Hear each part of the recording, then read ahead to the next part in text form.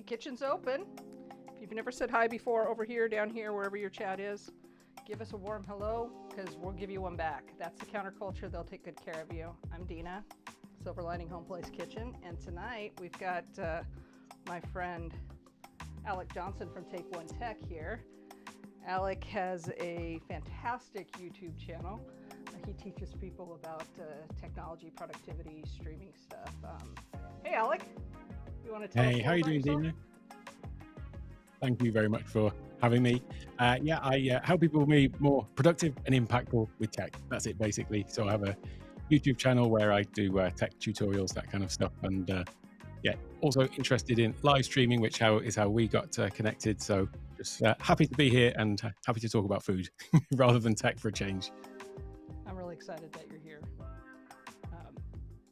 So tonight, as you know, we've as this new series called At the Counter, we've gotten going here. What I've done is I asked my guests to propose a budget dish, and I'll prepare it for my very first time. And we kind of walk through it together. It's the one time that I let someone tell me how to cook without getting cranky. Well, maybe. and we like to keep it at a budget meal, so under $2. So today we are doing chickpea curry with flatbread. But first, a cocktail. So tonight it is gin and sin. Get my ice, my shaker, my glass. So Alec, what time is it for you right now? It is 7 a.m. in the future tomorrow for me here in Thailand. That's some early time. So yeah, Alec is in Thailand and coming to us from the future. So what we do on this drink is 1.5 ounces of gin, and this is, I still can't get over this. It says intensely smooth. I don't think those two words go together. Smooth and intense. That's a bit of a contradiction. Yeah, just a bit. Okay, so 1.5 ounces of this, but it's also 1.5 ounces of orange juice. So I'll get that in here. We've got 3/4 ounce of lemon juice. And then I can reuse my measure for the gin. Tonight we're trying something different. Our friend Keely of FH Umpires and Discord for Creators is helping run the chat tonight. That is supposed to be 1.5 ounces, Dina. Oh, that's a Dina ounce. That's 2 ounces now. Keely's running the chat tonight. So this is a fun experiment. We're going to do a couple dashes of grenadine here.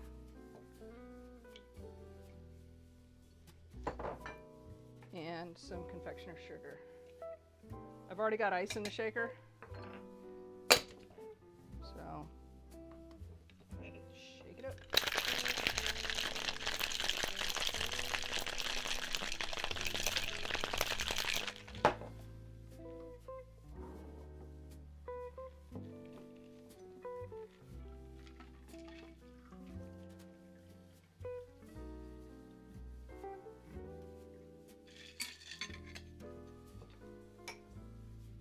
So Alec, we're making chickpea curry tonight. Is this a dish that your family uses a lot? It goes through a lot? It's one that I make a lot because it's just so sort of fairly quick and simple to make. So it's kind of my my go-to. I switched to a plant-based diet about nearly 7 years ago now, actually. And so this was just one of the first things that I looked to because I'm a big fan of curries. I mean, we were having a chat about whether I was going to make something Thai or British, and really curry is the kind of national dish of Britain. So I figured it should be a curry, really. This was just one of the first things that I sort of experimented with when I sort of first went plant-based. I have to say, I'm not actually 100% plant-based these days. Over lockdown, I've sort of veered off it. So I don't really count myself as a vegan. It's more the sort of plant-based side of things. Veganism is obviously a whole other issue with leather products and all that kind of stuff. So I really just found that I function better on plants rather than meat. So, but I still do waver from time to time. But that's where this has come from. It's just been something that I've found as a really good go-to comfort food recently. Sweet, sweet. So, would you say that this is your favorite comfort food? I suppose I've got quite a lot of comfort foods actually, but this is just one that I find is I'd use like tinned chickpeas and tinned tomatoes, so you can make it with obviously all fresh stuff as well. But it's one of those things that if you've got these sort of things in, it's if there's nothing else, you haven't planned for anything, it's just really easy to just go and grab the ingredients and make it up really quickly. So that's why it's kind of my go-to low-cost budget meal. Excellent. So what then is your favorite? I don't really have favorites as such, and lots of different types of curries. But yeah, I don't really have a specific one favorite thing, to be honest. Actually, I do. I suppose it would be roast lamb dinner, but I don't tend to eat much of those these days. So that was always my favorite before. So are you a lamb jelly on that? I mean, a lamb jelly, mint jelly? Yeah, it certainly would be on that. Yeah, Nice. that was Okay, always guys. used to be my firm favorite. Yeah. My dad made a really good lamb once. I came home from work one day. Now, I grew up in Eastern Washington, but I came over here for college, and I graduated and started working in tech out here. I came home from work one day, and my mom and dad were in my house, which was a thing. I'd come home and I'd find my parents in my house. So you had to keep life to PG when you worried that mom and dad came home. Anyhow, came home one night and came in the back door, and on the washer and dryer is this giant cooker of some kind, like a commercial size restaurant type of slow cooker. And Dad had lamb in there, enough for an army, but it was good. It was so good. So one of those rare nights that I was pleased to see Mom and Dad there, or not shocked, I should say maybe. I highly recommend this. It's not too ginny, but just ginny enough, and I guess it is intensely smooth. So. Keely, my friend, can we see who's here tonight, please?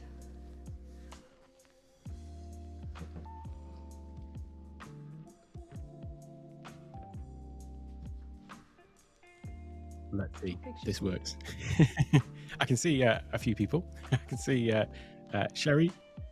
Hello, Sherry. Is it coming up on the... It's not coming up just at the moment, so I don't know if there might be a slight technical I'm wondering issue. if there's something with this scene. Let me switch up. Okay, let's try that.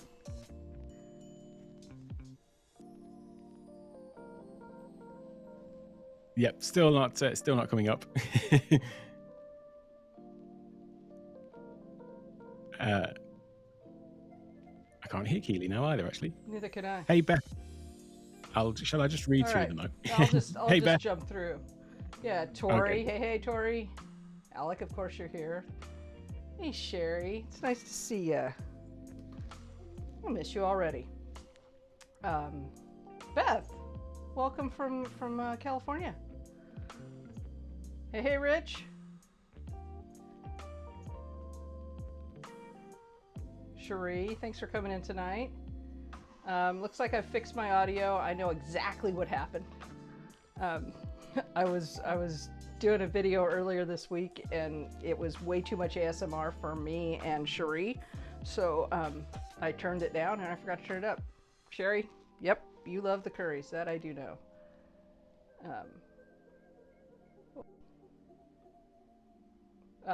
Hey, Gretchen, it's good to see you. Well, not an abject failure. We don't know that it's wrong yet. You can keep trying. All right, I won't get you started. All right, and it's funny because we wouldn't have seen each other in the last 24 hours, but okay, inside joke here. Sherry has moved away. Yesterday was wheels up, so I might be streaming from somewhere else from time to time, I'm thinking. Hey, Roz. Thanks for coming. Yes, it's your fault, Sherry. All right, we're going to get started with the flatbread. And I think what we're going to do is prepare the bread dough. Correct, my friend? That sounds good. Yep. All right. What's the weather like right now? It's nice. It's pretty much warm all year round in Thailand, but we're kind of in a rainy period, which basically means we get about an hour of rain a day, which is great for the garden, and then it clears up again. So I always used to have this vision when I was coming to when I moved to Thailand that rainy season would be like this, months-long monsoon. Well, it isn't. It's just glorious weather with occasional really heavy downpours. So works out really nicely. Nice. What do you have in the garden this year? Oh, we got all sorts actually. Tomatoes, cucumbers, lots of herbs, but then we've also got jackfruit trees. I was going to say the Thai. I'm so used to just saying the Thai names, but rose apple. So they're shampoo in Thailand. They're nice. We've got a tree that has loads of those. If you've never seen those, they kind of look a little bit like a red pear, I suppose, but taste more like an apple and just like full of water, really watery. Jackfruit are lovely. They are kind of about twice the size of my head, and they've got lots of little individual things inside. It's kind of hard to describe. That's something actually you can make a curry with as well. So it's a really sweet fruit. But you can, when they're not quite ripe, you can actually use the young jackfruit to make a curry with. That tastes really nice. Oh, nice. Then bananas, mangoes, just lots of fruit, papaya, all sorts. Very cool.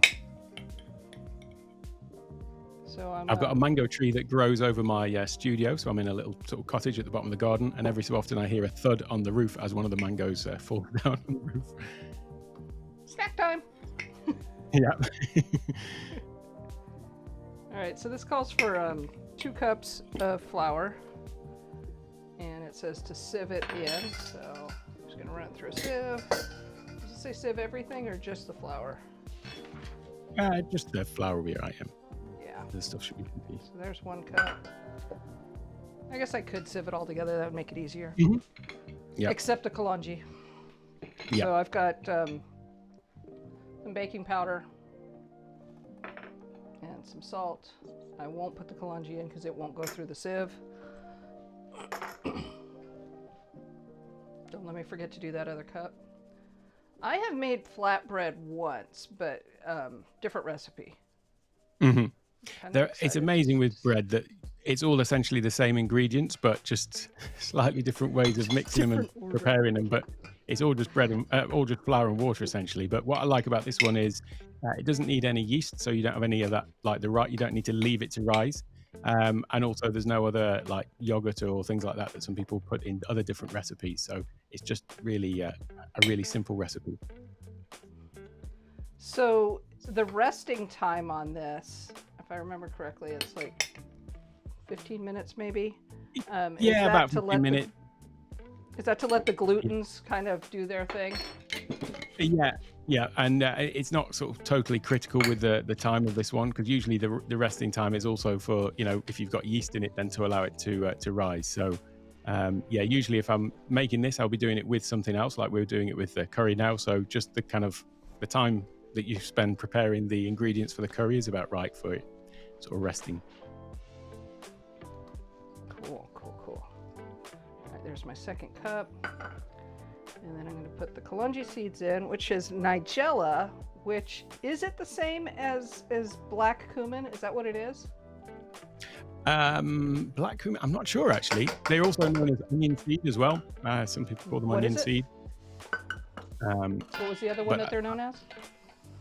Onion seed, I think that people call them as well. But I don't think they that. are from Yeah. Yeah. I can see that. Mm-hmm.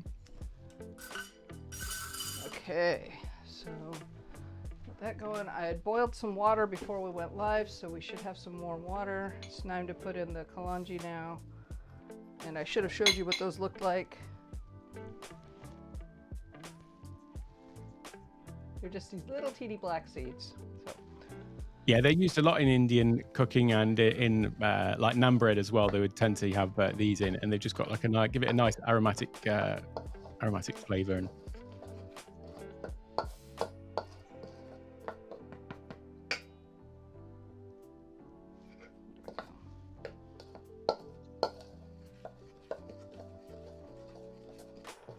Well, I didn't put any flour out for the surface. I should grab that real quick.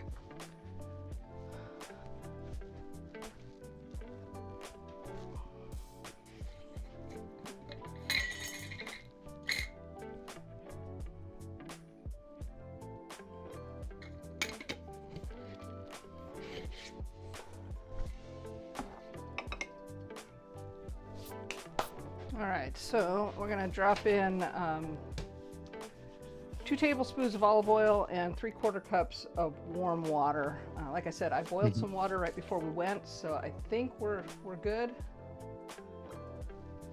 Sounds good.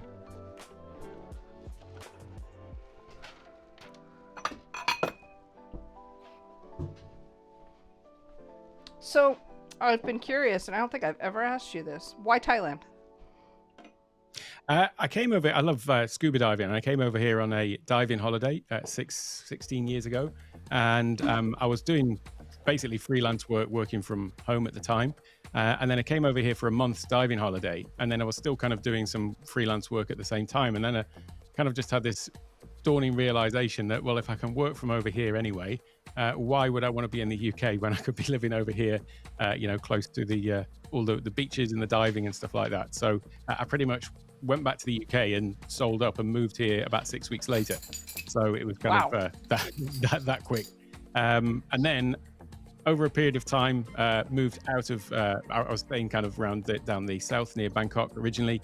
And then met my now wife, got married, and we moved about as far away from the beaches as you can get in Thailand. And I haven't been diving in about 10 or 12 years. So, but when my kids get a bit older and they're old enough, then we'll go and diving with them. But it's not something my wife was interested in, but my daughters certainly will be, and I'm sure my son will as well when he gets older. They love snorkeling and seeing all the fish. So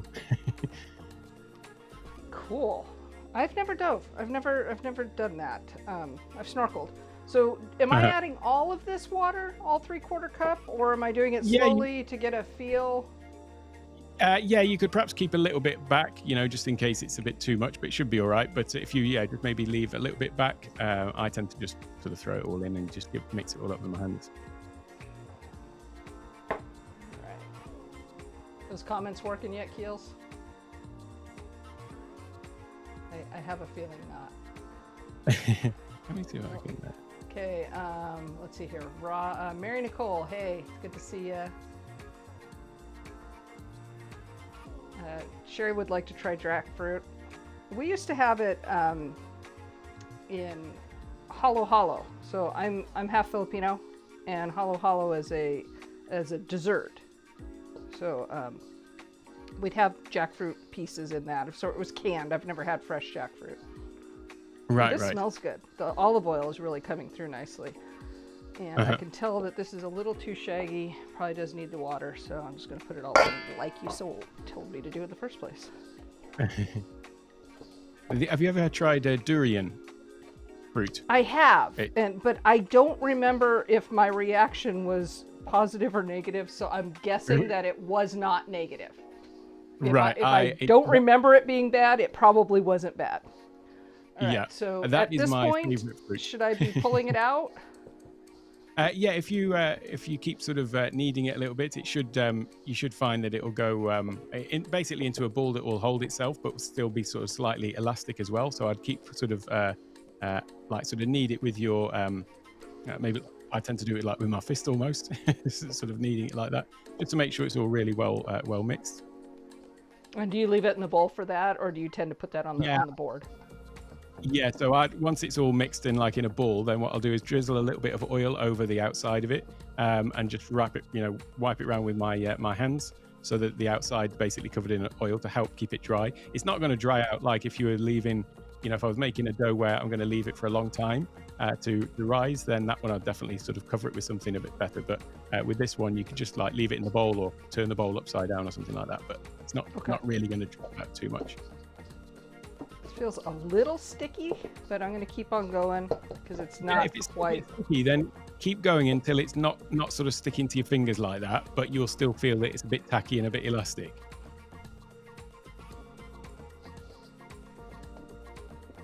Yeah, it's still pretty You can see the Nigella in here, though. Little black pieces. Uh-huh. But yeah, durian. It's my favourite fruit actually. But it's it's actually banned in a lot of hotels and public places in Thailand. And you get these little signs that's like a picture of a durian with a line through it, because it's got a really pungent aroma. And people say that it smells like rotting flesh. But to be honest, it's one of those things that when you actually like taste it and you know how delicious it is, then the smell of it just reminds you of the fruit rather than anything else. But it's got this really pungent aroma that is really hard to get rid of as well. So like hotels won't let you have it in the hotel rooms and things like that. But it's just funny to see a picture of a fruit with a line through it, like, you know, prohibited in this area. So I'm not remembering the consistency of durian, but is it something that people would have in the hotel room if they were allowed to? Because I'm envisioning like a watermelon.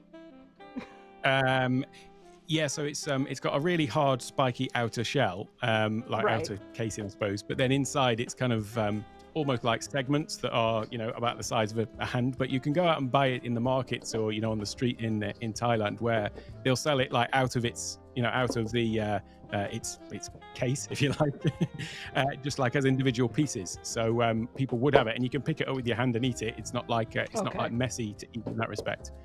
But how we looking here to you? That is looking good, yeah. And it's got that light sort of elastic, so when you're taking your hands off it, you see it sort of bouncing back. So that looks about good to me. So I just give it a little drizzle of oil and wipe it round, and then leave it in there. That's it.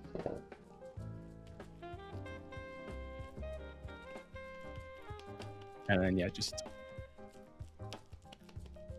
can leave that to one side while we get on with the other stuff. All right.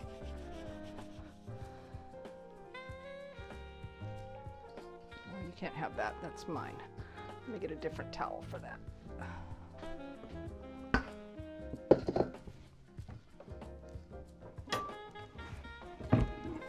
Okay, so now we're going to go to curry, right? Yep. Oh, you know what I didn't do? Oops. Had me all excited. Lose my mind here. Chickpea curry and flatbread. Better late than never. It gives me a chance to say hi to some people too. Okay, Sherry wants to try some jackfruit. Rich, you love those. Oh, that message. It's been a few minutes. Oh. Sorry. Didn't mean to do that. It was just, who am I going to say hi to today?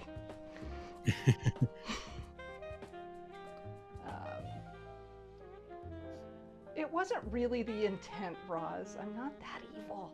Come on.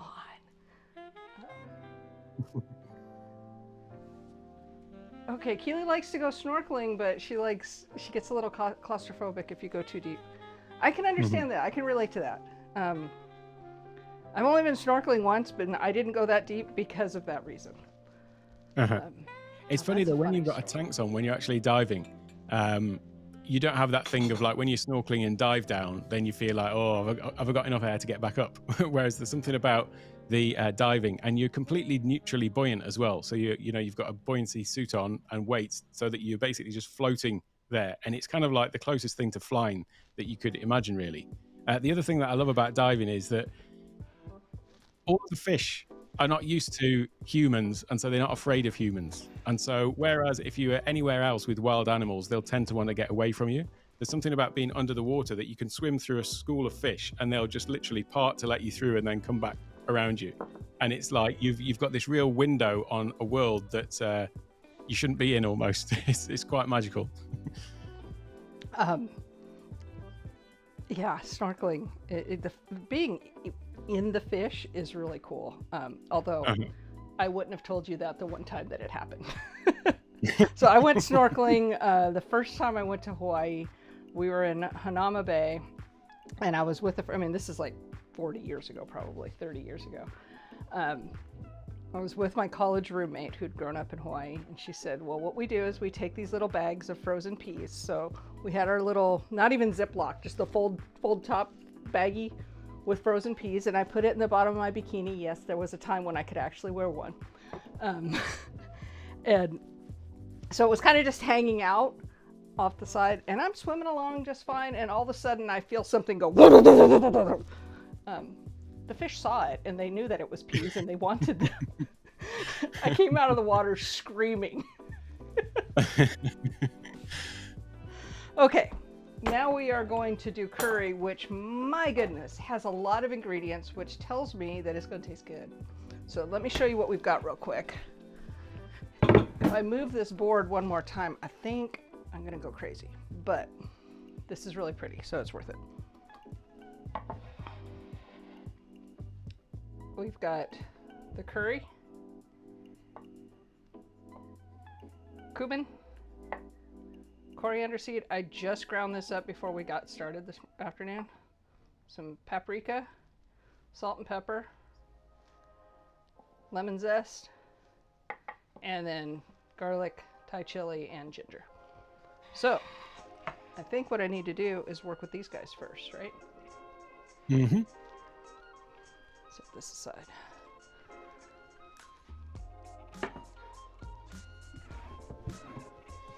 Do you cook a lot? Yeah, quite a lot really. Yeah, either me or my wife cooks. So we both cook stuff that we each like. She obviously cooks a lot of Thai stuff, although she's quite into the English stuff as well. She likes cooking. She likes roast dinners and things like that as well, and cooks those for the kids and for herself. And good old British pies as well. She likes those. She's really good at breads and cakes and things like that, which is not ideal for me. I mean, it is. What I mean is, it's too ideal for me. Yeah, it sounds like that you might like that. So I'm a little bit of a heat wimp. I'm a lot of a heat wimp. Let's just be honest. I am too. I am too, actually. So I'm actually taking out all of the veins and all of the seeds, and we're going with a very small half of this. Yeah.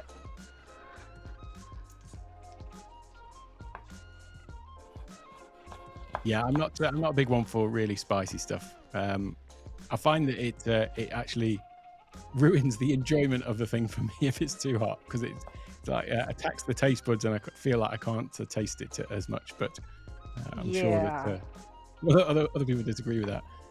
I know my wife likes things really, really spicy, so she'll often do stuff for me and the kids, and then she'll have like a big bucket load of chilies to throw in for herself at the end. At least she does that for you. Yeah, did she do that before you had kids, or were you to suffer on your own? No, she's always been like that, really. We're accommodating with each other's tastes. Very nice. Well, she probably doesn't want you dead. Yeah.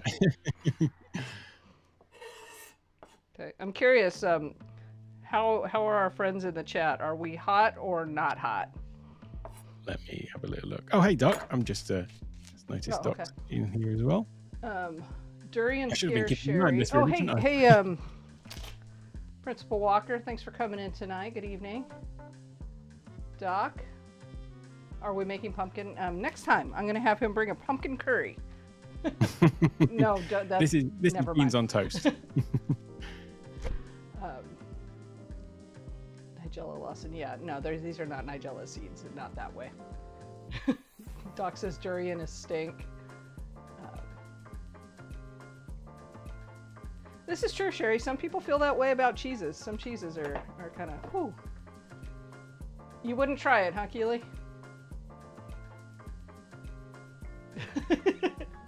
Uh-oh. Roz, you've got a friend in Doc. He's claimed you.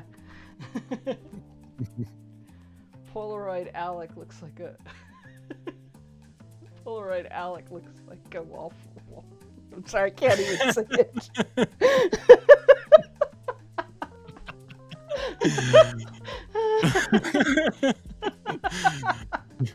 Oh my gosh. It's kind of true, sorry. Thanks for putting the Keely will buy that frame. Thanks for putting the link up, Keely. If you want to continue this banter, you can always come into the Discord. We've got a great community growing slowly but surely. If I could get my timing right, it would be much better. So I'm just going to wait. There you go. Silverlightinghomeplace.com/Discord. We talk about all kinds of things, like what was it last night? British barbecue? Is that right? Oh yeah, yeah, which is a contradiction. I'm just using the edge of a spoon. Just using the edge of the spoon to peel this. I do not need the gloves anymore. Why do you wear gloves for that little bit amount of chili, Dina? Because it hurts my eyes no matter how much it is. So that's what I do there. See the spoon. Yeah, so barbecue in the UK, not a thing, huh? Well, I mean, some people know how to do it, but the kind of cliche about it in the UK is, first of all, it's like the first sign of sunshine in the midst of all of the rest of the drizzle and rain. People will be out in the garden making a barbecue. And then the technique is quite simple. Step one is throw some coals on and get them flaming. Then put the griddle on and then take the whatever meat it is straight from the fridge and throw it straight on top of the scorching flames, and then wonder why it's black on the outside and raw on the inside. People haven't got a clue, really. Yeah, I'm generalizing there, but I think I can as a Brit. I've got ginger that just went flying. That to me, Alec, is what I call grilling out.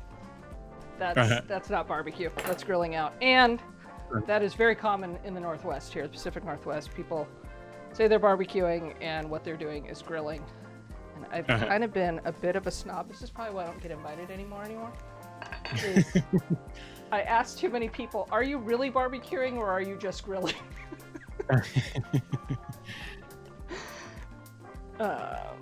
What else are we talking about? Yeah, and in the UK, it's grilling badly as well, so it's a double hit.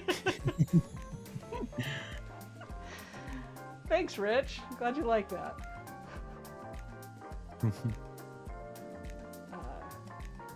You must be allergic to curry, huh? Wrapped up in dogs. This is Shuri. It's the allergic to the turmeric. Yeah. Check out Oaktown Spice Shop. They may have something for you. Thanks, Keels. Flatbread coming up. Very allergic to turmeric. Okay, yeah. Keely's a step ahead of me, as usual.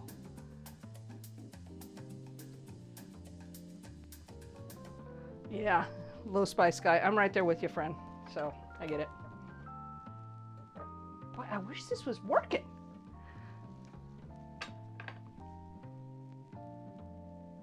Dang. All right, here we go.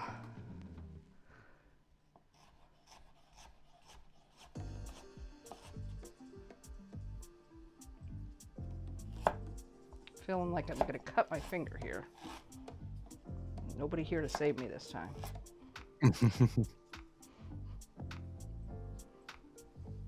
She didn't find me on the floor or anything when she got here, by the way.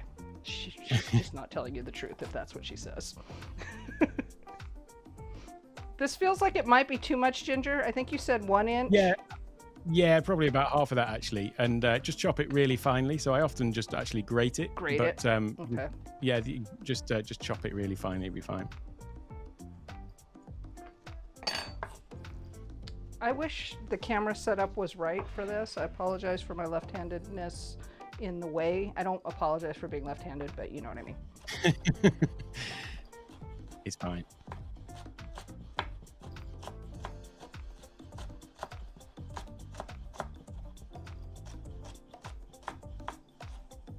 That's another thing, just not ginger. We do have ginger in the garden as well, and galangal, but then we've got loads of lemongrass, and it's always funny to me that in the UK, if you go and buy lemongrass stalks to use in cooking, you buy them like 1 or 2 in a packet, and it's really quite expensive. Whereas here, we've just got it growing. I'm there with like a what do they call it? Like a weed whacker, a strimmer, petrol strimmer, just cutting the stuff down, and it's like the smell that you get when you're cutting that stuff with that. It's awesome. So do you still want to eat it after you have been smelling it as something that you have to do manual labor against? I mean, it still just smells delicious. So. Do I need to keep these peppers and ginger separate? No, it's all right. It's all going to go in, so it's no problem. Okay, you guys come over here then. All right, last one is a single. Ooh. All right, this is last year's garlic, and I am finally at the point where I might not be using it anymore. But good news is Sherry can tell you, I have a ton of garlic on the back porch waiting for me to braid it. Whew, it's getting warm in here. Are people hot I really enjoyed or not? What was that, Alec? I was just going to say, I really enjoyed your harvesting the garlic video. It was surprisingly therapeutic watching somebody else working in the garden. You know, that's what I was thinking when I was editing it. I was thinking, you know, someone's going to enjoy actually watching someone work, but not have to do it. Yeah.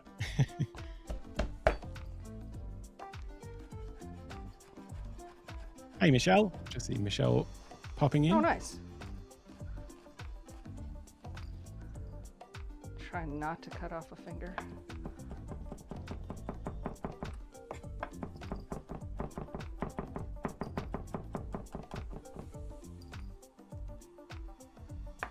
All right, garlic separate. I cannot remember where we go with this.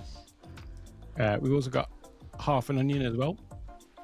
Half an onion. Okay, yes, that's sitting there. Did we decide the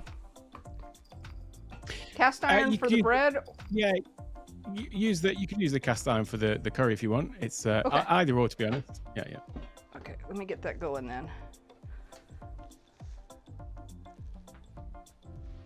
And I do have I have a red onion right here. Real quick, gonna see what's going on.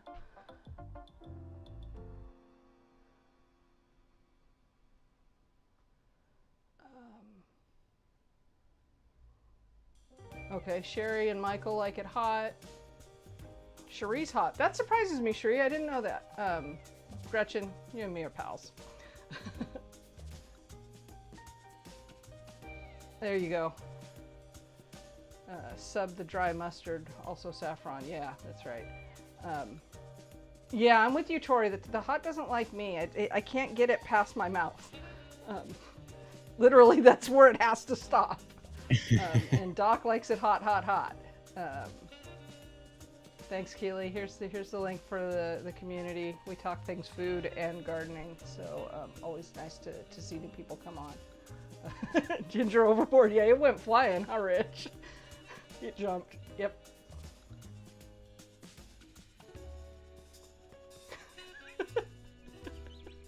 Roz. It doesn't look like it. Okay, it did look like a dismembered hand a little. There you go. Well, you guys are talking tonight. Great. Thank you, Keely. Chickpea curry. There's the recipe.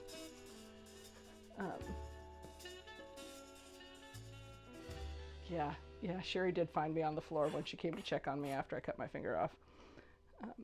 But that's all right. Okay, hey, Michelle.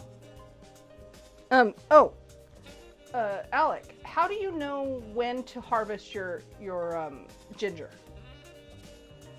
That is a very good point. I'm not sure, to be honest. I'm not entirely sure. It's done when it's done. So, are you in charge of harvest, or is that somebody else's job? I'm not in charge of the ginger. No, I don't take any responsibility for that. I just enjoy it. I deal with all of the fruit-based things. I have Doc makes a very good point, by the way, about the onion. No such thing as half an onion, he says. When they say that, I pretty much always put the whole thing in. Yeah, if I'm not going to be doing anything else with it, it's a very good point, really. Should I just use the whole one, though? Yeah, you can do if you're not going to be using it for anything else. Yeah, I probably won't, because my beets are not going to happen this year. Mm-hmm. I do want to show you something, though.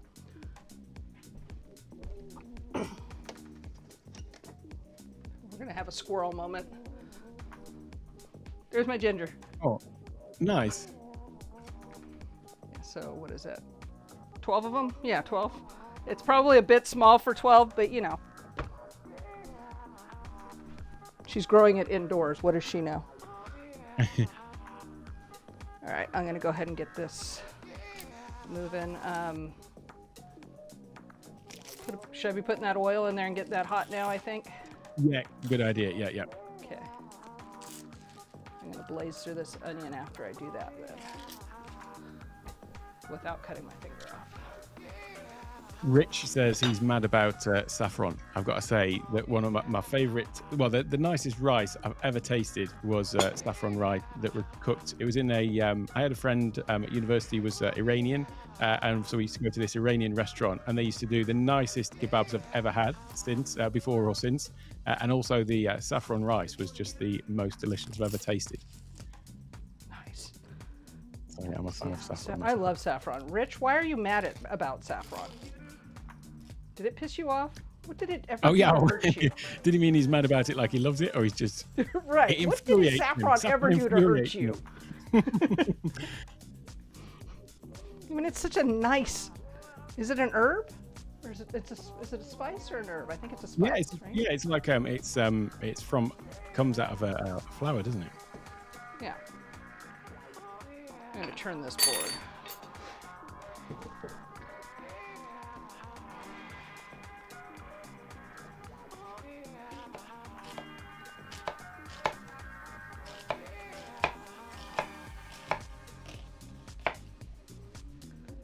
Ladies, my dog show friends, I need to see Jonathan. This knife is getting really dull.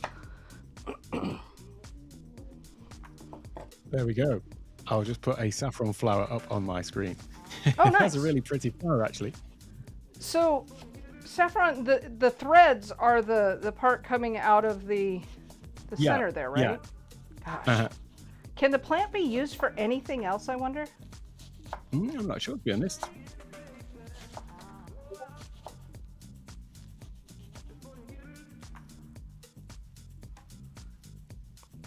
So Alec, what do you eat when you cook for yourself? Like, everybody's out of town. Do you cook or do you order in? What do you eat when you eat alone? Something like this, actually. So this kind of thing, or like salads with couscous, or I make different types of kebabs and things like that. So vegetable kebabs, all sorts of stuff like that. The one thing about Thailand that I love is the markets here are just full of fresh fruit and vegetables. So if there isn't anything in the garden, there's certainly like just no shortage of stuff to eat over here. It's always just really fresh, really colourful, and so no end of stuff. Is that year round? You can find pretty consistently the same things, or is it more cyclical there, like it is here? Is it what? Sorry. Cyclical. Like, I wouldn't buy a tomato anywhere in December. It's exactly that. Yeah, it's very seasonal. Okay. So, whereas seasonal, in the UK, there's loads of stuff all year round that's been imported from wherever it is in the world. So it's always not quite, apart from the stuff that's actually from the UK, which is seasonal as well. But I think people get used to supermarkets where, you can pretty much get anything at any time of the year, but it's not really, they've been picked when they're not ripe, so that they ripen on a ship on the way over. Whereas anything, from the local markets here, it's come straight out of somebody's, local steading, or whatever you want to call it.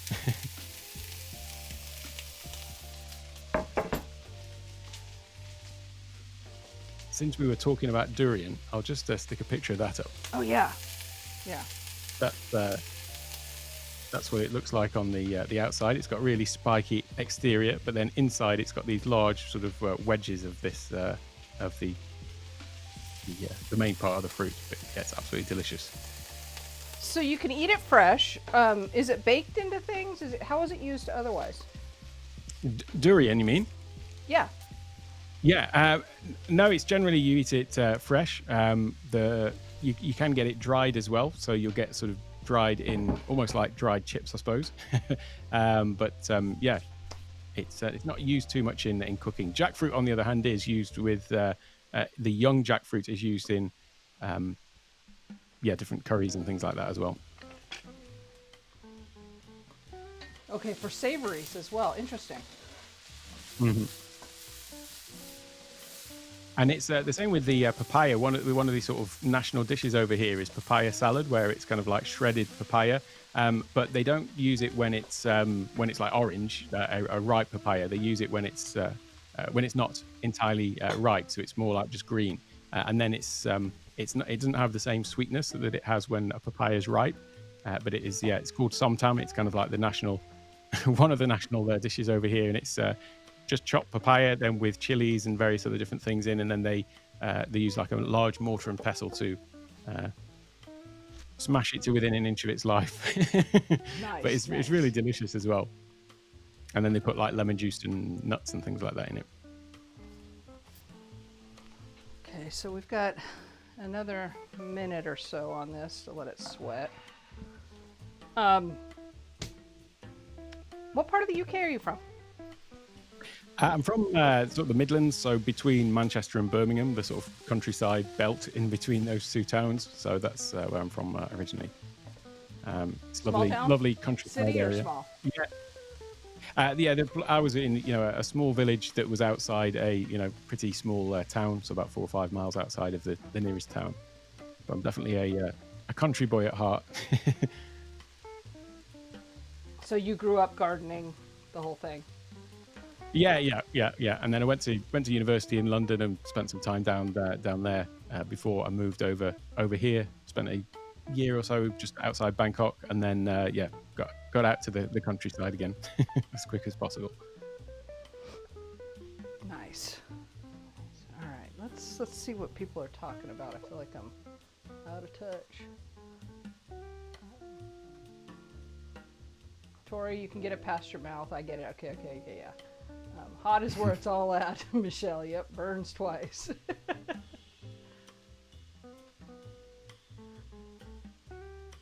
Oh, thank you. Yeah. Check out Alec's channel.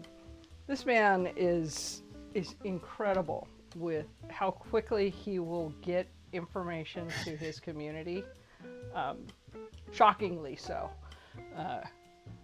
I don't think it's because he's from the future. I think he's just that good. Well, here's my little secret. I just watch what some other expert says, and then I just say what they said. That's what I do with Ken and Glenn, the folks at Ecamm. When they do their Q&A, or they talk about the new software release or something like that.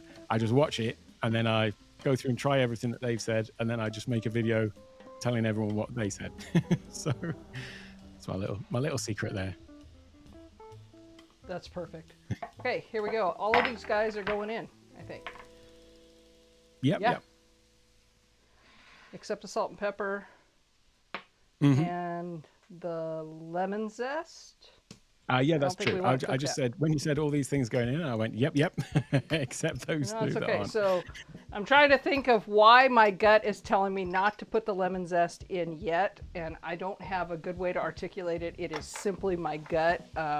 Yeah, I it's true. think It goes. I think that's you like want it to right at have the end. that bright, that bright Mhm. flavor right at the end. Correct. Yeah. Okay, so in goes curry, cumin. I'm gonna stir a little. Oh dang, this smells good, y'all. Yeah. Told you should have waited today, Sherry. Coriander and some paprika. I did not use the homemade paprika, the homegrown from last year, because it would be way too spicy for Dina. That's looking good. All right, I'm gonna grab my canned goods now. So it's can of diced tomatoes. You did not say to drain it, so I assume that that's gonna be some of our curry sauce. Correct. Yeah. That's it. Yeah. But our chickpeas and chickpeas I need to open and drain. Got my coconut milk ready. Come on. Go. All right.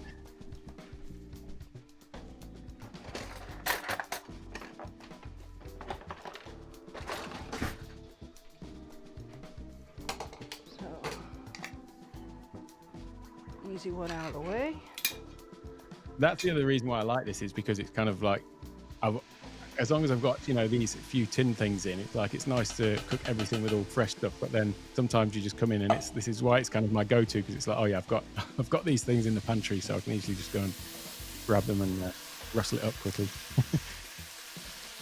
Yeah, I think I've cooked it on the stream. I do a bow tie pasta with chickpeas and diced tomatoes and garlic, and kind of the same. It's like, okay, Right. I know that I can have something really tasty if I've got these three things. Yeah.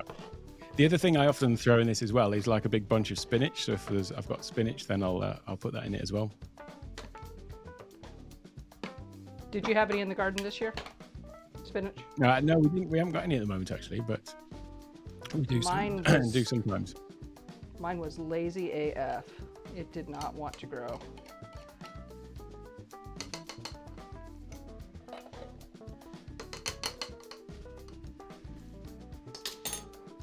Someone's just kind of butterfingers tonight, huh?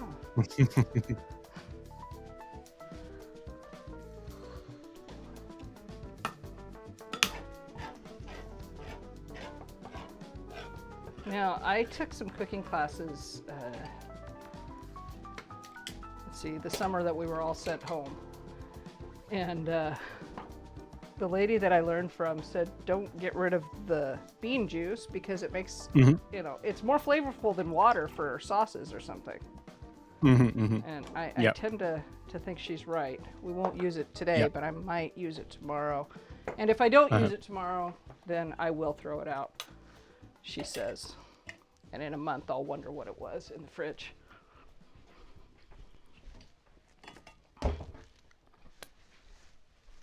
So Alec, what is your earliest food memory? Oh, that's a good question. My earliest food memory. I can tell you one thing that I do have a really clear recollection of, and it's funnily enough coming back to lamb when I was really young, but because we used to eat quite a lot of lamb. But it was the day that I realised that adding salt onto the lamb completely transformed the flavour of it. There was one day having like a lamb chop or something like that, and I'd never put salt on it before, and then I put salt on it, and it was like, oh my god, this is like a revolution.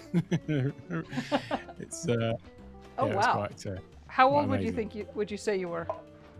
I don't know, was it like 5 or 6 or something like that? Wow. Yeah, but I've really got this clear thing of like the moment that I tried it and was just like, oh, that's transformed it. Wow. My mum was or is a really great cook, but we used to have lovely food when I was little because she was one of these people that would always she was always trying new things, and whilst you know, friends were eating relatively bland kind of thing, my mum was really into, you know, all sorts of different world cuisine. My uncle, so my dad's sister's husband, is Iraqi, so we used to have loads of sort of Arabian food from his side, so he was sharing recipes with my mum, so things like stuffed peppers and all sorts of just really delicious sort of Iraqi cuisine, which turns out to be absolutely delicious. Oh wow. I've never had but Iraq. So yeah, we always had lots of really delicious stuff when I was growing up. Cherie, I saw your comment about an Indian place next to Microsoft, and I feel like that's saying is, you know, the chicken in the pasture next to you, because there's a whole bunch of them. Are you thinking Mayuri? Just curious. So this look right, Alec? Just Yeah, that's cool. Just leave that to do its thing for a little while. Okay. Do you go covered or uncovered? I usually leave it uncovered, actually. Yeah. Okay. I like that it'll reduce a little. Okay, so back to bread, I think, right? Mm-hmm. Okay. Oh no, we've got salt and pepper here still. Add the potatoes, chickpeas. I'm gonna go ahead and add that salt and pepper. Sherry, see this? Salt and pepper. It's happening. I haven't forgotten. Almost. There you go. And then I think lemon zest towards closer to the end, right? Yeah. Oh, you know what we don't have in here? Our sultanas. Where are they? Here.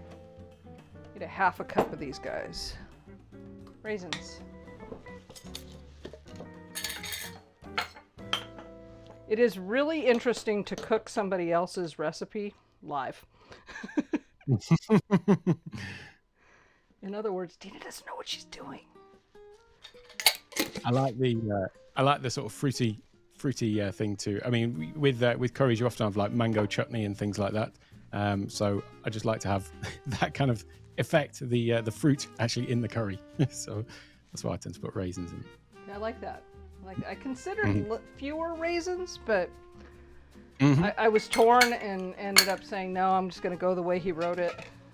Other than the Nigella seeds that you were going to try to kill us with.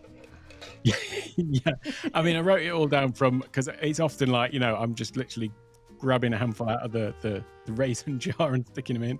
So yeah, it's that's how I cook. So it it's was actually an interesting kind of cool. experience because it was kind of thinking, how much do I actually put in? I could never teach somebody how to cook because I have no idea how much I use of anything. Yeah. Make sure our sauce is boiling. That looks good. All right, let's go back to bread dough, huh? Yeah. So I'm going to form the dough into a log and split it into 8 and then make some balls. So I need 4 pairs of balls. I didn't say that out loud, did I? Shit. Yeah, Doc just mentioned bangers and mash. I think that might be in relation to me talking about other people eating bland food. I had a friend who every day at school, where they could obviously choose their own meals for school dinner, every day for almost 5 years he had sausage, chips and baked beans. That was his lunch every day, and he never veered from it. He was consistent and committed to it.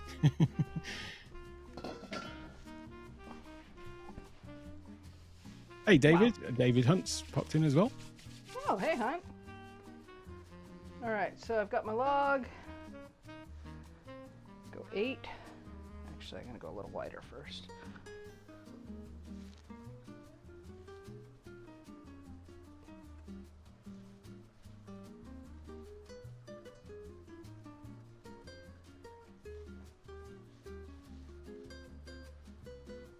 You can hear that sauce boiling, so I'm going to turn around, put it on a little simmer here.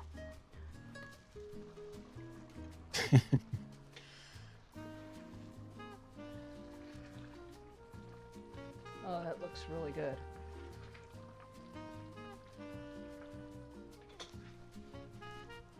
So another thing with curry, sometimes I'll make like an entire curry base sauce. So that is where you actually have the sauce made first with like the tomato side of stuff and some of the spices.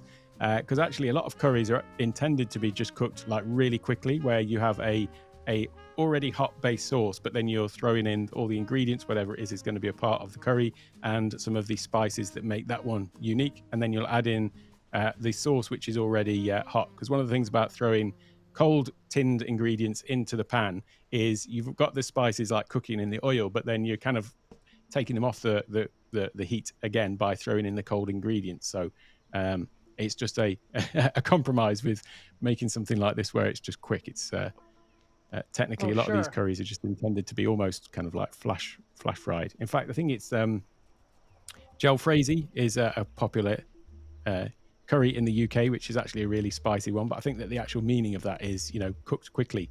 I think that's what the actual word means. But jalfrezi.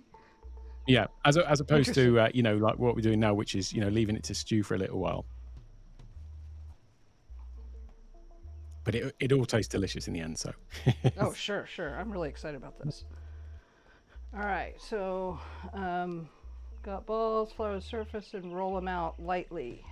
So should I have this pan heating up? Yeah, so I'd like flour the surface a little bit and roll the balls in it so that they're sort of floured on the outside, and then leave them to set a little bit. Then maybe like chop the cilantro to add into the curry, and then we'll flatten these out and actually make them into the flatbread.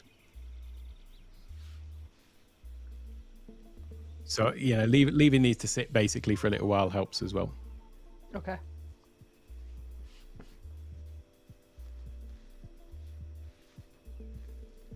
Everybody get your flour on. It's done already. Last one. Okay. And now I need to move them because this is where I'm chopping cilantro. You could just go ahead and do this. It's not going to make that much difference, to be honest. It's That's okay. in the way. I just gotta remember where I put the cilantro when I brought it home the other day. One moment, please.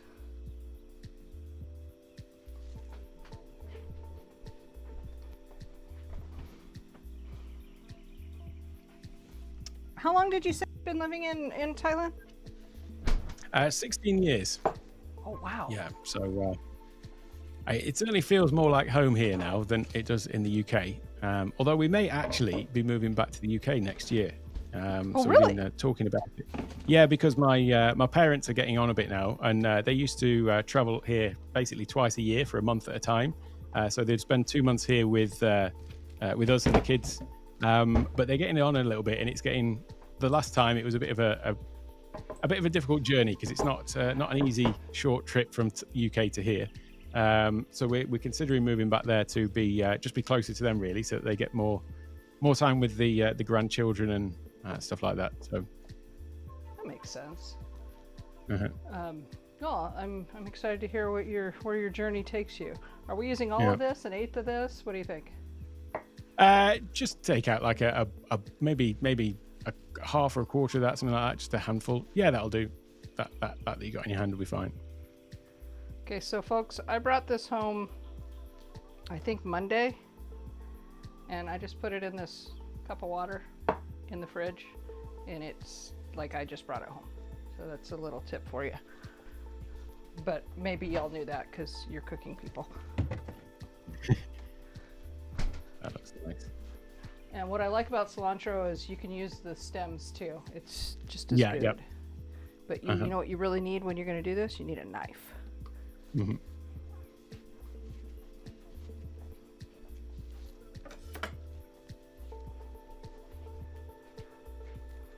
And is this going straight into the pot, or is this for serving? Yeah, you can put maybe keep a little bit aside for sprinkling on the top to make it look pretty, but generally, yeah, into the pot. Okay.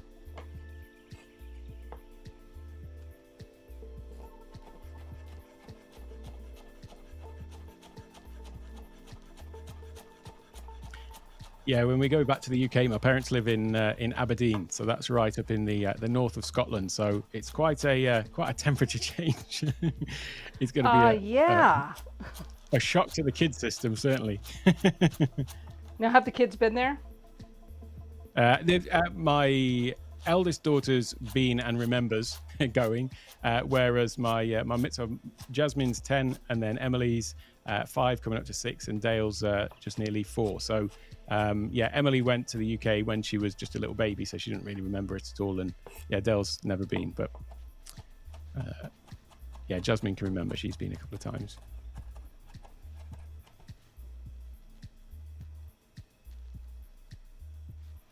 All right, I'm going to hold back a little bit for serving. And then take the rest of this over. What are you laughing at? I'm laughing at Doc. So he's speaking to me in Thai. He says hello, and then he's asking me where the toilet is.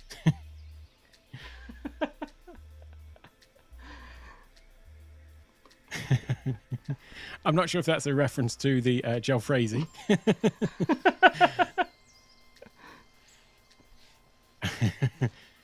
And Sherry says powdered balls are more comfy. I can attest to that. I imagine they are. I don't know how Sherry knows this, but I'm going to go with it. And Rich has dropped in the comment 555, just the numbers, because the number 5 in Thailand is ha, and so Thais in text messages, instead of writing lol, they'll write 555 because it's basically ha ha ha. Oh, and it's faster. Yeah. Nice. Okay. Back to the bread dough. So we're going to form these into a log. We already did that. I'm going to get the heat going on this pan over here, and I think I'm going to try to swap them out. This is always treacherous live.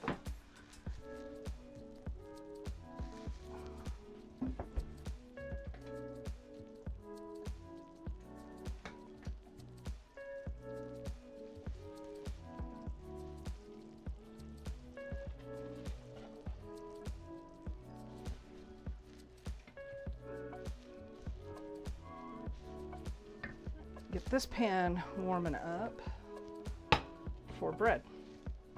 All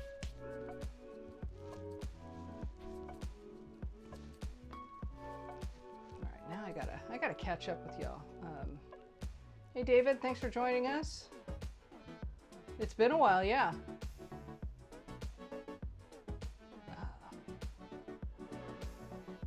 Looks like Keely and Cherie are bonding over why would you eat durian? Spiky food. Yeah. Okay. That makes sense, ladies. I can be down with that. Boy, you know, this is you guys have been talking a lot here. What else we have going on? Okay, how did we get on to aquafaba for vegan whipped cream? This, I got to hear this, folks. Do you know what's going on here, Alec? I think I missed that. I've been missing some of these comments myself. I've just scrolled down near the bottom. They're having their own show without us, I think. Well, that's not right, rolling is it? pin, I assume, right? Am I using this, pal? Sorry, say that again. Oh, look what camera died on me. I'm using this. Oh yes, yeah, you're using that, yeah. So what I do is I like put my thumb in the middle of the dough and like fold it back over on itself first, like that, and then like fold the edges over. I've been told that helps it to sort of puff up in the middle, sort of creating that little thing in the middle. Do I make it round again, or do I leave it oblong? Yeah. So yeah, just form it into a, you could flatten it with your hands or the. It doesn't really matter about the shape of them, to be honest, whether they're nice little round things or slightly oval or whatever. It's fine. Yeah, perfect shapes, not so much. Yeah, I like this one. Thinner. Yeah. Is that right? Let's have a little look. Yeah, maybe a little bit thinner. Yeah. Okay. Just a touch.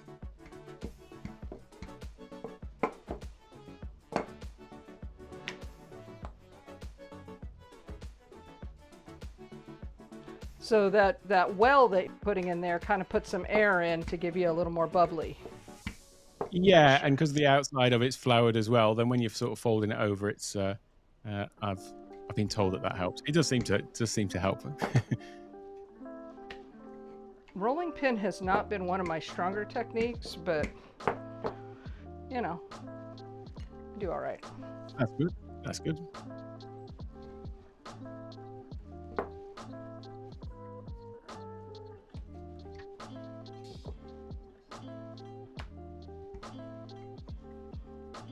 Beth is probably cringing if she's still watching.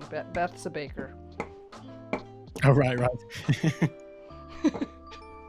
Be like me watching somebody go with a knife. Yeah, clearly Dina doesn't know what she's doing with a rolling pin.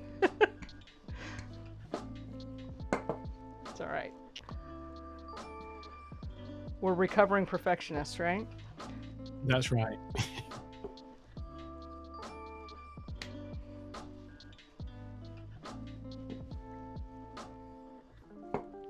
So Beth's saying it's looking just fine. Thank you, Beth. Alec, you've got a Zoom masterclass and an Ecamm masterclass. What's next? I've got a few in the works. Roadcaster masterclass, Nice. Stream Deck masterclass, all of the masterclasses. Gotcha. Yeah, the Roadcaster is actually just, I don't want to get sidetracked with tech for a little bit, but it's one of these things that's got just enough simplicity that people see it as accessible. And, there's obviously everyone's talking about it and it's an all-in-one machine. But I get a lot of people who are asking me how to do certain things, because whilst it's got that level of accessibility, it's also got a level of complexity that can really throw people off depending on what they're trying to do. So I've had quite a few calls with people about, how to get it set up right for exactly what it is they want to do with it. So that was the kind of motivation for making a course about it. Cool. Kind of like the rolling pin. Yeah, the rolling pin masterclass. I'll put that one on the list. Yeah. So what surprised you most culturally when you moved to Thailand from from the UK? So they call Thailand the land of smiles. That's their kind of tourism authority slogan, is the land of smiles. But it is so true. Like, everyone here is so welcoming, so friendly. And it wasn't so much me noticing something when I came here. It was when I first went back to the UK after 10 years. I hadn't been to the UK at all in 10 years. So after I moved here, I didn't even go and visit for 10 years. All my friends and family were happy to come over here to see me instead. But I flew back to Heathrow Airport in the UK in London, and then I was having to travel up the freeway, the motorway, to go up to see my parents. And one thing really struck me in the car on the way up is when I was actually looking at everyone else in their cars, everybody seemed to look miserable. Their resting face in the UK just seemed to be like this miserable face. So people behind the wheels of the car. And that was what really struck me. That's when I realized that it is so true, this thing about it being the land of smiles, that everyone here just is pleasant, welcoming, happy. And I mean, you get that in the countryside in the UK, where, you know, in the little village where I grew up, everyone would, you know, you'd walk along and see somebody that you didn't know, but you just happened to be walking along, so you'd smile and say hello.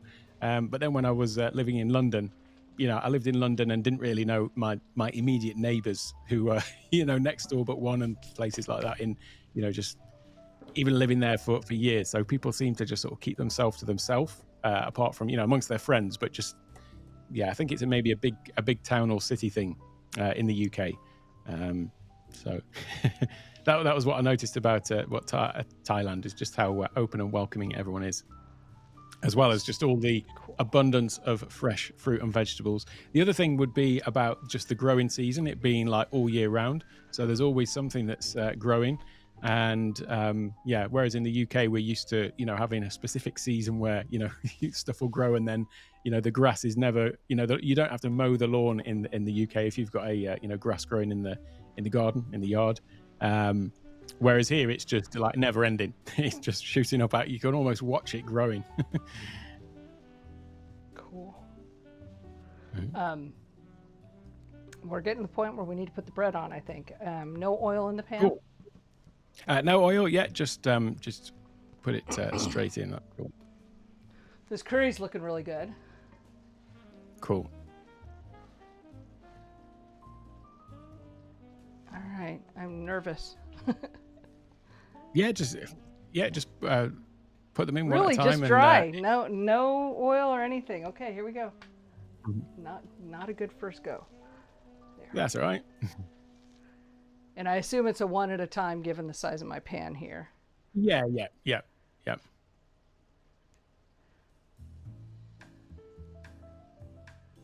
I've got another recipe for naan bread, and that one you do have to leave it longer, ideally even overnight, for the dough. But traditionally, naan bread is cooked in a tandoor, which is like these big clay ovens, they'll typically get the bread, and then they'll put it inside. You get into the oven from the top, and then they'll sort of throw the naan bread or slap the naan bread on the inside wall of the oven. And so it cooks from the heat on the bottom, but then also cooks from obviously the heat inside the oven as well. But I don't have one of those. But what we've done is we've got a massive, huge, big cast iron skillet, a bit like that, but just, you know, it would take up the whole of the cooktop. And then we turn it upside down and put it over the heat. So we've got a big flame coming from underneath, like heating the cast iron skillet. And then we just turn it the other way up to sort of slap the naan bread in, and then turn it back over upside down again on the cooker top. And you sort of wet the surface of it so it sticks to the cast iron, so it'll still stick while it's upside down. But that's another delicious bread recipe. But it was just a bit too long-winded for today. Oh yeah, that sounds good though. I forgot to put in into the dough the sugar or maple syrup. Okay. And there's nothing we can do about it now. It'll be fine. Yeah, it'll be fine. It just won't be quite as sweet, but the curry's quite sweet anyway, so yeah. Shouldn't worry about it. And I just pulled the maple syrup out for the curry. So yeah. I'm gonna check this bread. It's not doing anything. I'm wondering if the heat is not high enough. Is it bubbling at all? Is it popping up at all? Or I can't just see it on my little thing here. Yeah, I can't see that it's doing anything quite well. perhaps. It looks a little medium. How's it looking? How's it looking underneath? Let's find out.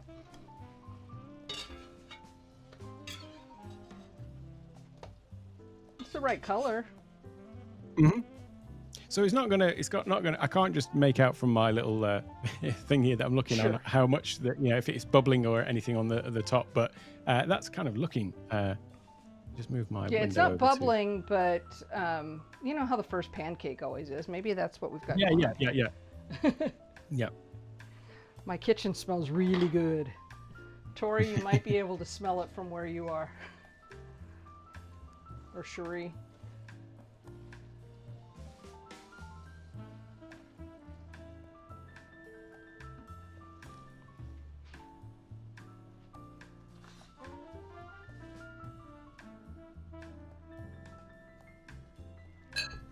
So do you eat peanut butter and jelly sandwiches? Do you know, I don't actually. No, it's never been. It's not a thing in the UK. People don't. It's not something I even heard of. Actually, I've got to say, in my childhood, I do like peanut really? butter. I do like jelly or jam, as we would call it. But yeah, I do like peanut butter though. I'll tend to just take a big spoon and eat a spoonful of peanut butter as opposed to having it on any sandwich. That works. Hey, I'm wondering if the sugar does anything to this flour, and that might be why. It would do a little bit, but it's still going to be all right. Yeah, I'm gonna drop another one in. This one, I don't want it to get too tough. Yeah. I mean, the color of it's right. That's kind of how it should look. Sort of patchy color on the bottom, and then on the top, if it bubbles up, then you would get sort of bigger patches of coloring on that side as well.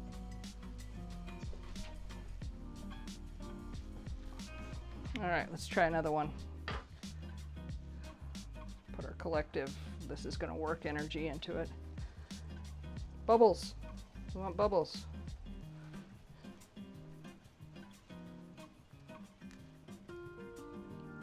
So that cocktail went down a bit smooth.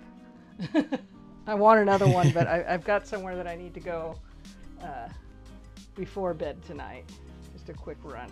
So I'm going to go ahead and put, I think it's 2 tablespoons of, oh no, it's a half a tablespoon of maple syrup. I'm going to go ahead and put that in the curry. I'm sure that's not a traditional Indian thing, but I just find, again, there's something about like having something, a little bit of sweetness in it at the end just seems to help it. Nice. Somebody in Canada might appreciate that. And our bread is bubbling. Oh yeah, that's looking good. I can see now. Yeah. It's like you say, it's the first pancake issue, isn't it? Yeah, that's all it is.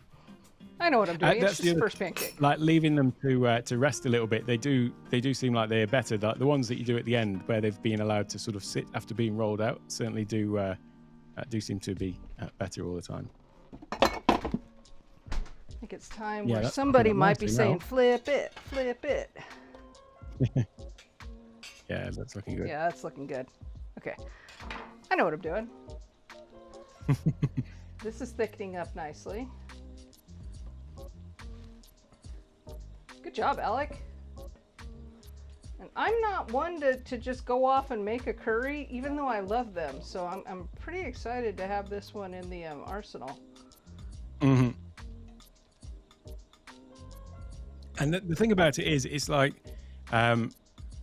it's a recipe, but it doesn't have to be exact. I mean, I'll sometimes throw other stuff in there, like sometimes I'll have some boiled potatoes and stick potatoes in it, or sometimes it'll be spinach or, anything really. It's the sauce that's giving it its flavor, really. So you can use it with other stuff. I mean, you could just as easily do it with obviously like chicken or other, meat or anything like that you wanted in it as well. I'm sorry. I'm scrolling through comments. I think I must have been putting salt and pepper in to get the more cheese.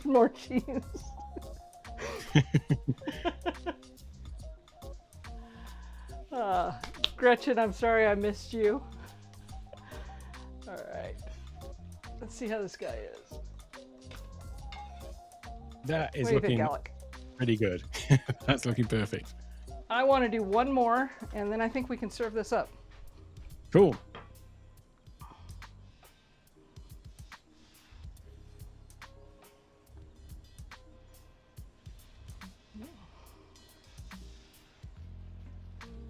Lemon juice and lemon zest now, I bet, huh? Yes. And then Yep. take it off the heat. Where did I put that? I actually need to show you guys. I have lost my ingredients. There they are. Okay, so lemon zest. I am off with that camera today. And some lime zest, lime juice. Uh-huh.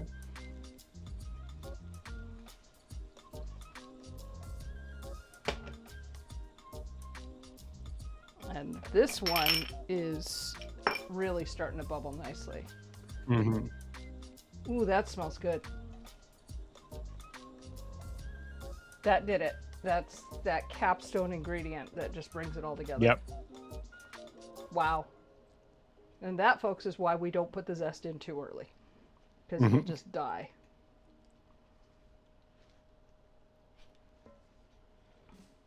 I bet there's some art to knowing how many bubbles you need before you flip it. Yep.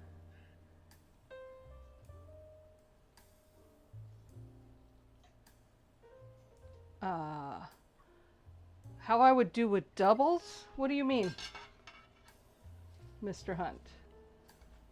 Uh-oh. Got a burn going on here.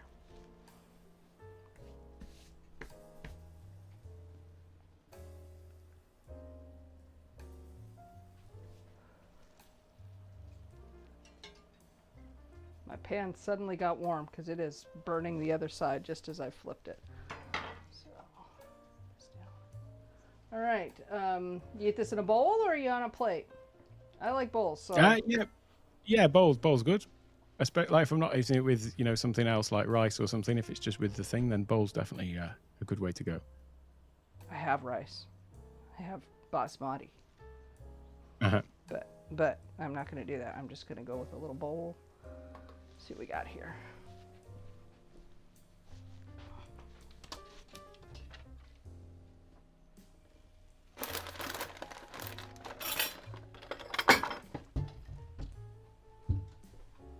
There's another thing about Thailand is there's so many different varieties of rice here, but one of the ones that I love is it's called sticky rice. I don't know if you've tried that before, but it's yes. like people eat it with their hands, so it's really got a high gluten content. So and sort of traditionally, workers they have these little baskets that they take it to work with them.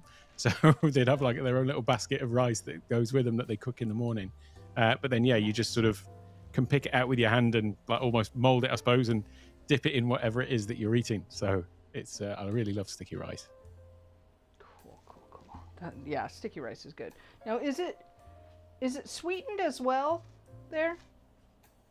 The sticky rice, just really sticky? Generally not, but then they do make desserts like mango and sticky rice is a really popular dessert. And in fact, they also do durian and sticky rice, where they'll cook the rice, but they'll cook it in coconut milk.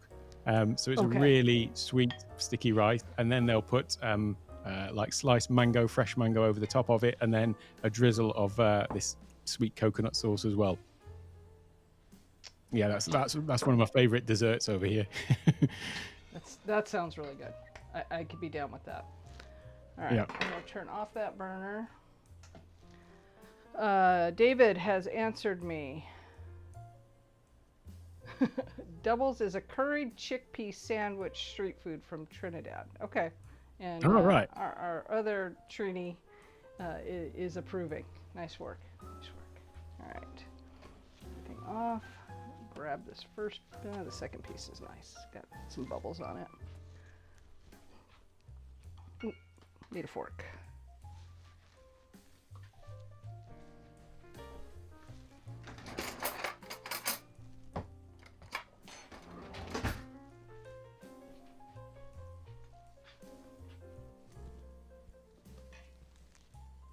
I'm taking my time because it looks really hot.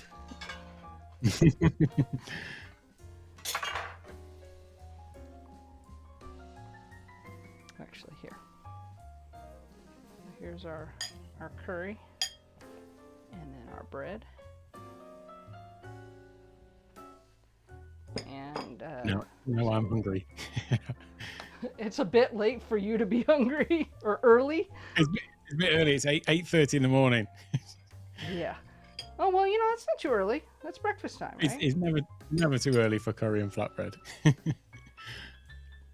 All right, this is the part that is always interesting.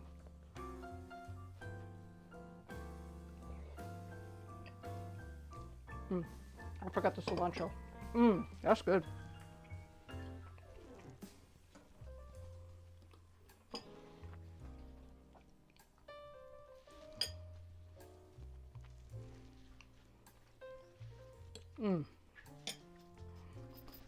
Well, I'm going to make you guys suffer and just watch me eat for a minute.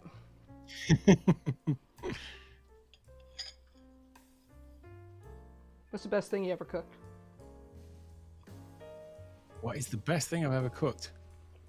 I tell you one thing that I used to cook a lot when I was eating more meat, and it was this thing. I'd take a chicken breast, then I'd slice into into the middle of it, and then fill that with camembert cheese, and then wrap that up in bacon, and then I'd drizzle honey over the top of it, wrap that in foil, and put it in the oven for 40 minutes. That was delicious. And then make an apricot sauce over the top of it.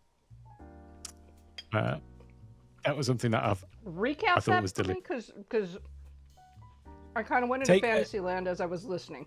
That sounds good. Take a chicken breast and stuff it with camembert cheese. Okay. You could use other cheeses, but some cheeses, when you put them in the oven, they just sort of melt and go runny, whereas camembert still keeps its consistency, so it stays like solid in the middle of the cheese. Then completely wrap it in bacon around the outside. Oh. And then drizzle that with honey, so that it's glazed in honey. And then you can just wrap that in foil and put it into aluminium foil and put it into the or aluminum foil and stick it in the oven for about 40 minutes. And then it will come out all nice, sort of golden brown and honey glazed. That is pretty. That was one of the things that I used to love making as well. So you'll be over here in 15 hours and making that? Yeah. Yeah. And then that one I used to make like an apricot sauce with it. I still love all these things. I just don't really eat them as much because I try and be more sort of plant-based. I found that it's just been better for my overall health, fitness, and well-being. So that's why I don't eat it. But it's not. I've not got a thing against meat as such. I get you. I'll take care of it all for you. Uh-huh. You guys, this is really good. I haven't had too many moments when I wanted to just stop the stream so I could shove this in my face and just keep going. This is good. Hey. Alec, thank you. Michelle said you had her at bacon.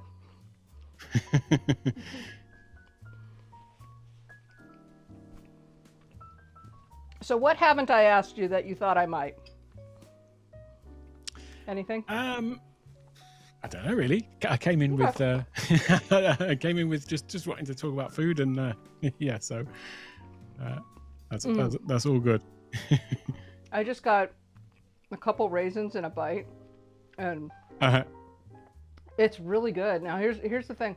I don't generally like sweet dinner food, but I think the curry spices really bring this together nicely. I keep looking at it because it's so freaking good. I'm not sorry, folks. Like I say, I mean, with Indian curries, often they'll have things like, as I say, mango chutney or other types of little sweet accompaniments to them as well. So this just saves me having to put that separately. Stick it in there. Yeah, pal, I'm seeing you. Yeah, You should have waited a day.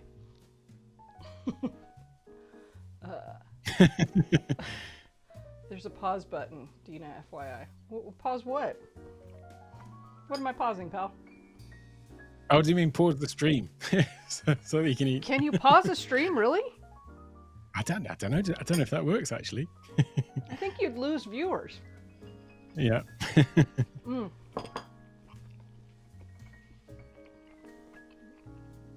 Alec, it's been a pleasure.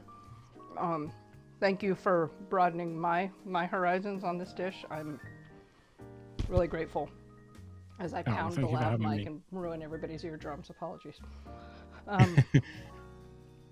Anybody have any questions for me or for Alec?